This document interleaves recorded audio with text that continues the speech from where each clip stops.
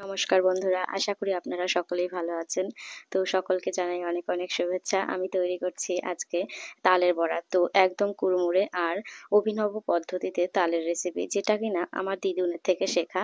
বলতে গেলে এই তাল নবমীর যে আমরা একটা গল্প পড়েছিলাম বিভূতিভূষণের, মানে তালের বড়া যখনই তৈরি হয় বা তাল উৎসব যখনই আসে, আমার কিন্তু বিভূতিভূষণের তাল নবমীর সেই নেপাল আর গোপালের দুই ভাইয়ের কথা খুব মনে পড়ে। আহ যখনই, সত্যি কথা বলতে, তাল নবমীটা মানে যখনই আসে, মানে তালের বড়া খাওয়ার এই পার্বণটা, তখনই কোথাও না কোথাও এই বাংলা সাহিত্যের এই গল্পটার কথা আপনারা কে কে পড়েছেন জানাবেন, যদি মানে ছোট বড় যেই হও।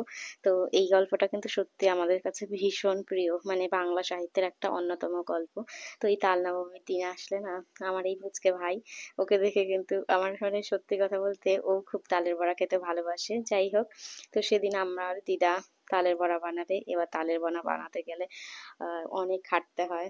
আমাদের বাড়িতেও হবে পরের দিন। এবার তার জন্য দিদা এখন একা একা কি করে বানাবে, আমাকে ডেকে নিয়ে এসছে, চলো এবার আমাকে উদ্ধার করো, আমার সাথে বানিয়ে দাও। তো দিদারই রেসিপি, এবার এখন দিদার বয়স হয়ে যাওয়ার কারণে দিদার রেসিপি দিদার উপরে ভারী পড়ছে, যেহেতু তার জন্য আমাদেরকে কিন্তু হেল্প করতে হচ্ছে।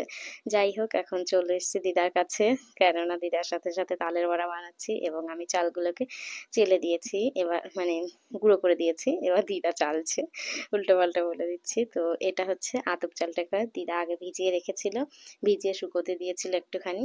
এবার ধুয়ে রেখে ভিজিয়ে শুকোতে দিয়েছিল একটা কাপড়ে। আমি সেটাকে ভালো করে মিক্সিতে মিক্স করে নিয়েছি। এবার আপনারা চাইলে এই রেসিপিটা তৈরি করার জন্য একদম মুড়মুড়ে টাইপের যে তালের বড়া, এই তালের বড়ার রেসিপি তৈরি করতে গেলে কিন্তু ওটা লাগবে। তো মাঝখানে আমি বানিয়ে নিচ্ছিলাম আমার ভাইয়ের আবদারে আমড়া মাখা। ওর এখন আমড়া খেতে ইচ্ছে করেছে, এবার এমনি এমনি খেলে তো ভালো লাগবে না। তো আমি বললাম ঠিক আছে চলো, তোমাকে আমি ভালো করে মেখে দিচ্ছি। আমি একটুখানি কাসুন্দি নিয়েছি, একটা কাঁচা লঙ্কা, আর তার সাথে একটু নুন দিয়ে দিয়েছি, দিয়ে ওটাকে ভালো করে মেখে দিলাম। এবার আমার ভাই ওটাকে খাচ্ছে, এবার আমাকেই দিতে চাইছে না, আমিই করে দিয়েছি আমার উপরেই, এবার বলছে নো। তারপরে নিয়ে একটুখানি খেলাম।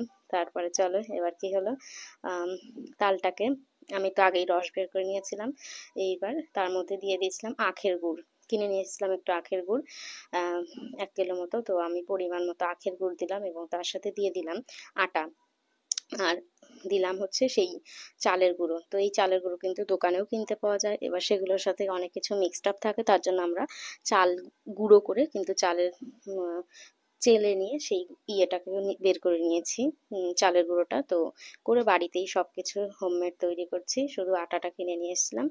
এবার তারপরে নুন দিলাম পরিমাণ মতো, একটু নারকেল দিতে পারেন, আর দুধ দিয়েছিলাম, সেটা দেখাতে ভুলে গেছি। যাই হোক, বড় চামচের হাতা দিয়ে তুলে 3-4 হাতা দুধ দিয়ে দিয়েছিলাম, দিয়ে ওটাকে ভালো করে মিক্স করে নিয়েছি, নুন দিয়েছি, দেখতেই পেয়েছেন।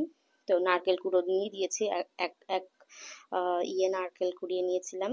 হুম একটা নারকেল তো পুরোটা দেইনি, হাফ মতো নারকেল দিয়েছি, দিয়ে ওটাকে মিক্স করে নেওয়া হয়েছে। নেওয়ার পরে এটাকে আমি কিন্তু তেলটা যখন গরম হয়ে এসছে, তারপরে তেলের মধ্যে একটা একটা করে ছোট ছোট করে দিতে থেকেছি এবং সেইগুলো উল্টে পাল্টে নাড়িয়ে চাড়িয়ে লাল লাল যখন হয়ে গেছে, তখনই কিন্তু তুলে নিয়েছি। তো এরকম কুড়মুড়ে টেস্টি রেসিপি করতে চাইলে কিন্তু এটা করতে হবে। অনেকেই আমরা কিন্তু সুজির তৈরি করা যে সুজি দিয়ে তৈরি করা তালের বড়া, সেটা কিন্তু আমরা অনেকেই খেয়ে থাকি এবং আমাদের বাড়িতে হামেশাই হয়ে থাকে, কিন্তু এরকম পদ্ধতিতে রেসিপিটা, হ্যাঁ, হয়তো খুব কম লোকজনই জানে। তো আমি বলবো না জানে না, অনেকেই জেনে থাকবেন, তো অনেকেই জানেন না। তো চাইলে এরকম করে ট্রাই করে খেয়ে দেখবেন, আশা করি খুবই ভালো লাগবে। কেননা ন্যাতানো টাইপের যে বড়াগুলো হয় আমাদের অনেকের কাছেই ভালো লাগে না, আমরা খেতে পছন্দ করি না। তো এই পদ্ধতিতে করলে কিন্তু দেখবেন একটু অন্যরকম টেস্ট হবে। তো খেয়ে আমাকে জানাবেন কেমন হয়েছে রেসিপিটা, আশা করি ভালো লাগবে আপনাদের। তো আমি, হ্যাঁ, বিভিন্ন ধরনের ঘোরার ব্লগ মেনলি দিই, ধরুন কলকাতা, ভিক্টোরিয়া, মানে বিভিন্ন জায়গা, কলকাতার পার্শ্ববর্তী স্থানগুলোই দেওয়ার কথা।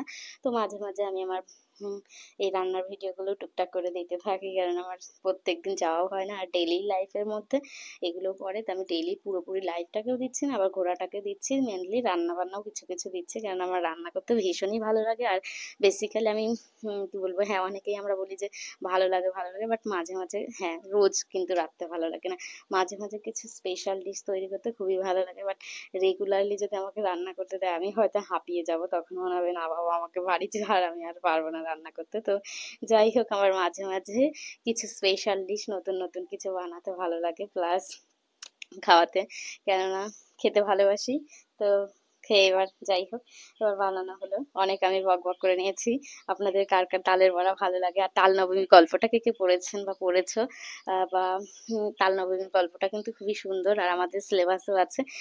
বলো তো কোন ক্লাসের এই গল্পটা, আর কারা কারা পড়েছো, কত ভালো লেগেছে জানাতে ভুলবে না, ঠিক আছে?